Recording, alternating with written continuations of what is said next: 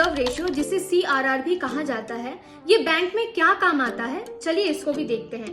Cash reserve ratio एक छोटा सा पार्ट है टोटल कस्टमर्स के डिपॉजिट का, जो बैंक को एज रिजर्व सेंट्रल बैंक के पास रखना होता है।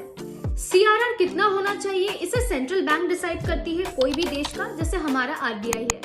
CRR को मेंटेन करने के लिए जो कैश रखना होता है उसे बैंक यूज करके किसी को उधारी नहीं दे सकते, ना उससे कोई इन्वेस्टमेंट कर सकते हैं और ना ही उससे कोई इंटरेस्ट कमा सकते हैं। ये एक आइडियल कैश के हिसाब से पड़ा रहता है, जो सिर्फ और सिर्फ कैश के फॉर्म में ही रखा जा सकता है बैंक के वॉल्स में या RBI के पास। CRR मेंटेन करने के पीछे का एम है इंश्योर करना कि बैंक का कैश खत्म ना हो जाए इन केस डिपॉजिटर्स अपने पैसे को वापस लेने का डिमांड रखते हैं। तो ये एक क्रूशियल मॉनेटरी पॉलिसी है जिससे यूज किया जाता है इकोनॉमी में मनी सप्लाई को कंट्रोल करने में। अब क्योंकि बैंक के टोटल डिपॉजिट्स का कुछ पार्ट RBI के पास होता है, इससे एक सिक्योरिटी मिलता है कि कोई इमरजेंसी के वक्त ये काम आ सकता है। RBI ने 4.5% का CRR मेंटेन करने को कहा है, जो चेंज हो सकता है।